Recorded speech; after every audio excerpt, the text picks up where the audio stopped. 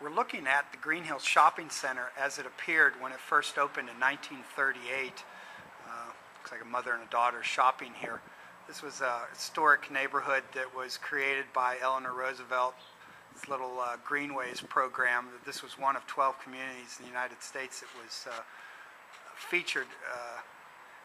You can read about them online. Now, Larry's standing at the exact spot as it appears today, and it pretty much looks the same, construction-wise and everything. And there were some great stores here. All the way to the end was the United Dairy Farmers. And what I remember is that even into the 1960s, you could get a 4-dip ice cream cone for 20 cents. I used to collect pop bottles at 2 cents a piece, ride my bike up here and get a 29-cent milkshake. Some of the other stores, there was a wood floor hardware store where I got nails by the pound so I could work on my next engineering feat in a treehouse in Pee Wee Woods.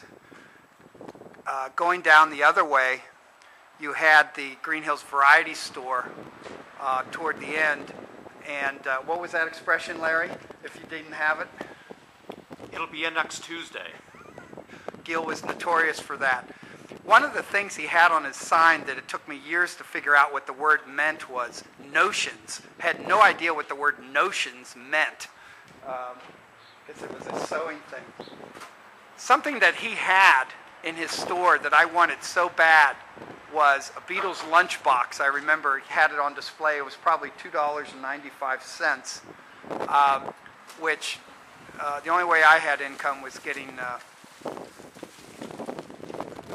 was collecting pop bottles and collecting money that way. I finally got one several years later, and here it is. But by that point, the decimal point for the cost was moved over 2 places. But we're all buying our childhood these days.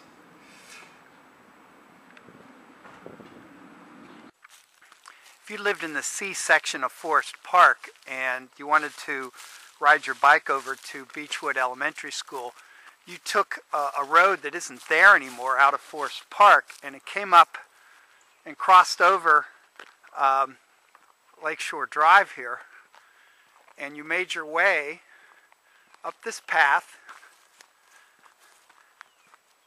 and up to Beechwood Elementary School. And the connection between Forest Park is no longer there, and it probably just died with the fact that Forest Parkers weren't going to Beechwood or Greenhill schools anymore at that time. But this takes you up to the back side of Beechwood Elementary School.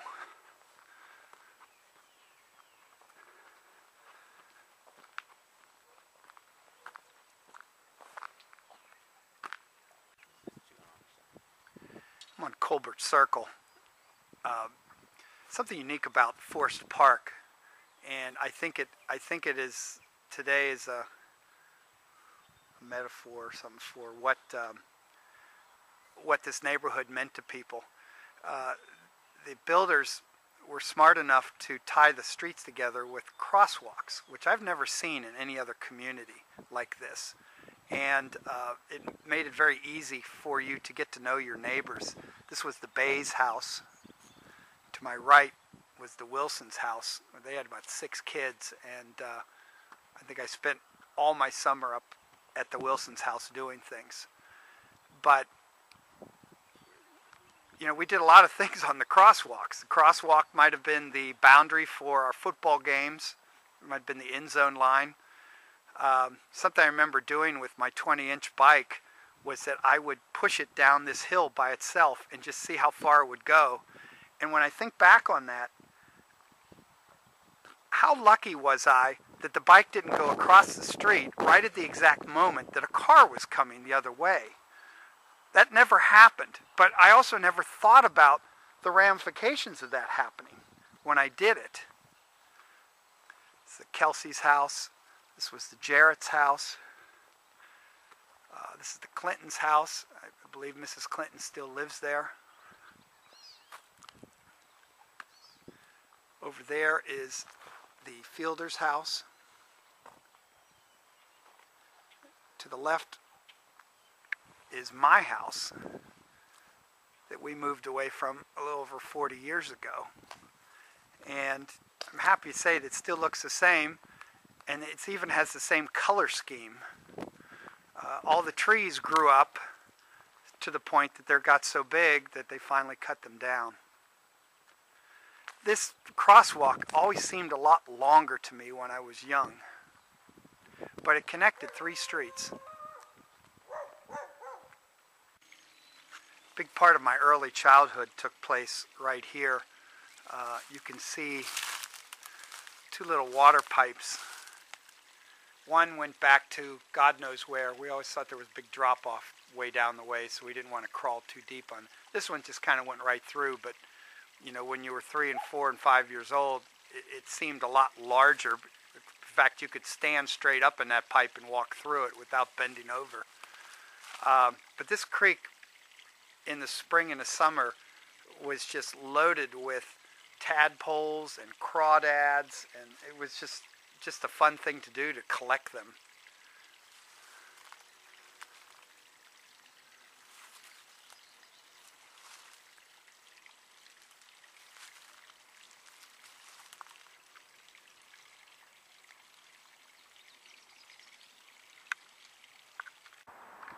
We're on Southland Boulevard, a fairly nondescript building, Glen Mary Knights of Columbus.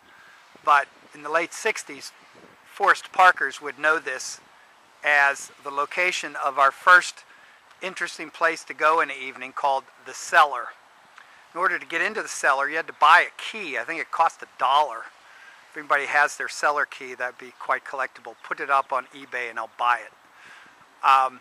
Only lasted a very short period of time, and I learned through Facebooking, John Diedrichson had said that his father was on the board for the Cellar. They were trying very hard to look for something to do for kids, because in Forest Park there was literally nothing to do if you didn't play Little League. I think it was probably gone by maybe even 1969.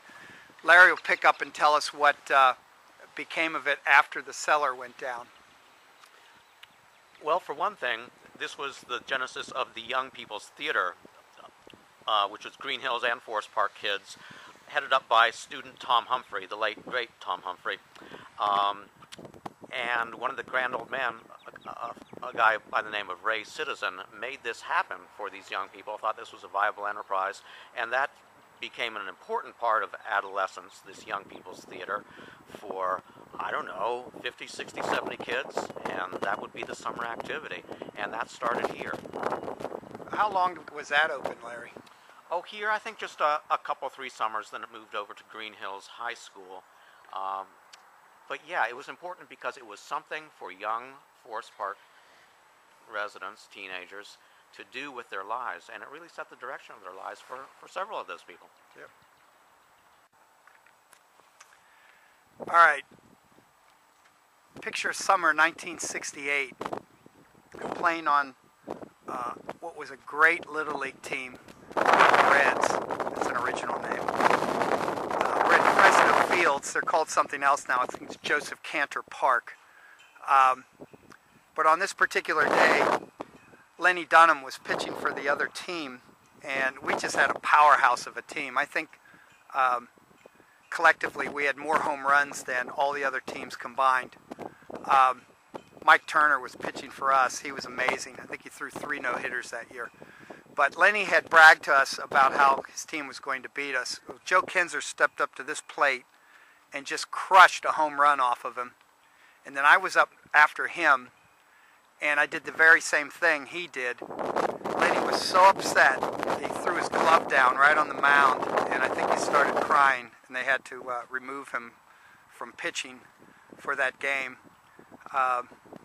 But it was a pretty exciting moment in my baseball memories. We, of course, won the championship hands down that year.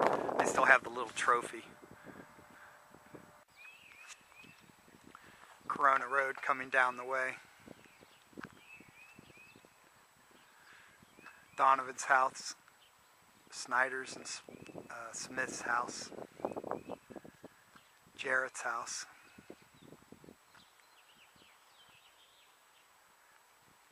Over here were the Shears, the Warners, our house, Fielder's house.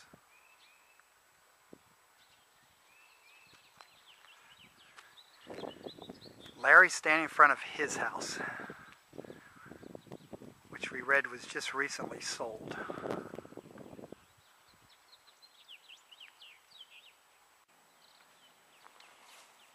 This is where I grew up. We're in the backyard of the first house that I can ever remember living in. And my father, who had a connection with nature, he knew the good sense of sustainability, even though he didn't call it that then. He had both my brother and me plant a tree, a little seedling. Here it is. We're back a few years later. The tree is gone. It got pretty big. I hope it's given some real nice, cozy fireplace fires for someone. But times change. I'm glad I planted it. What do you think, Larry? Is it about 2.5 feet in diameter trunk? Yeah. It's what, Can't count it's what, the rings, because if it's I what did, 45 years will do for you. I could count the rings and tell you how old John Qualley is, but we're not going to go there. He's too old. We haven't chopped him down yet. Pee Wee Woods in the back, now named Sandy Bays Park. Not 100% sure why, but I think I know why. Somebody might be able to add to the reasons why. Tried to find some old rusty nails in some of these trees as we made very many playhouses. It's amazing our parents allowed us to just nail steps into a tree and assumed that they were structurally sound. But I don't remember anybody ever getting hurt.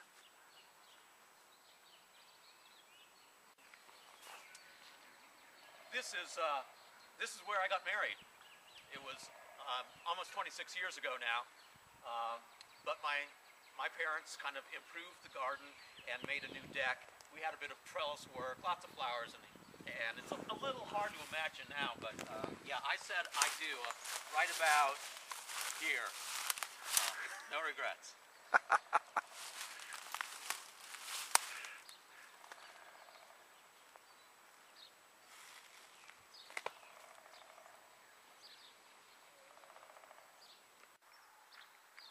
Something you never saw at Pee Wee Woods when you were growing up. I just happened to catch today. And that's deer. How about that? Right in the middle of Pee Wee Woods. And there's a couple deer right in front of me.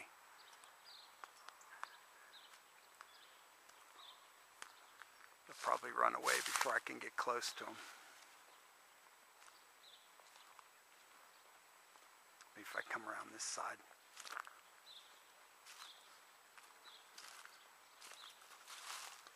There they go.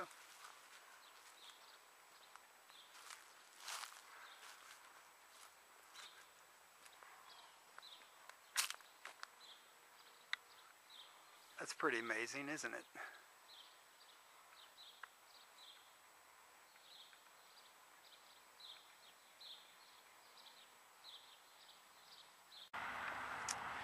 Imagine a hot summer day and you want to cool off, so maybe you'd come up Waycross Road from the D section and make your way to a center point of Forest Park, which was Forest Park Swim Club.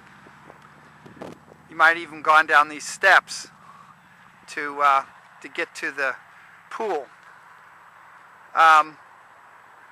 This was a membership pool that probably in the 60s the annual membership was somewhere between $70 and $90 for a family, which to some of us might have been asking us to spend like $9,000 to join it back in that day. But it was the place to be in summer. I can remember them playing the WSAI radio in the backdrop. And the other thing, because we were so young, and it was one of those things we said, boy, when I get older, I get to do that. Approximately 10 to 15 minutes of every hour, all the kids had to exit the pool for adult swim. And so it was always, so you would sit by the edge of the pool and wait till they blew the whistle that you could jump back into the pool. The sad part about Forest Park Swim Club today is, although the building's is still here, I'm not sure what they use it for. They have since literally filled in the pool. All that's there is grass. You have to imagine in your mind the layout of the pool. I believe it was almost of an L-shaped nature, if I remember correctly. And then they had a baby pool over here somewhere. I would correct that. There was the main pool that you're looking at now, the original one. Yes. And then over here was the second pool that they built. So they weren't connected together. That I didn't No. remember. In fact, the second pool is where I had to take my swim lessons with the 7-year-olds when I was 13. So yes, I remember that. Snack bar's still here. That was a highlight of my day. The time we were in 7th and 8th grade, it was a great place to check out girls. As I said, I don't know what they do with this building anymore, but that's all that's left around here. And then, of course, what was Cameron Park's in the background, just an empty field now.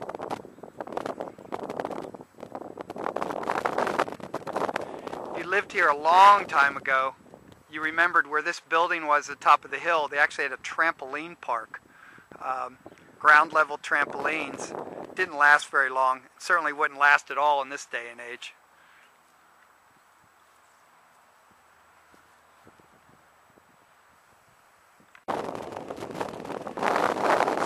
Like Forest Park Swim Club filled in and Cameron Park gone. We hope that this film has filled in some of the gaps and things that you had forgotten about, and that it also spurs your own memories, that you can continue to fill in some of the gaps that I forgot about.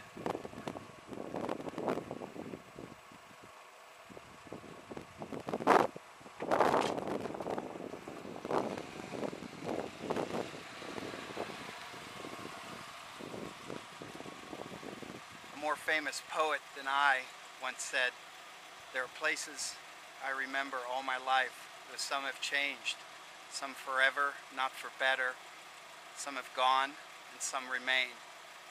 All these places have their moments with lovers and friends I still can recall. Some are dead and some are living. In my life, I've loved them all. And I'll see you down the road."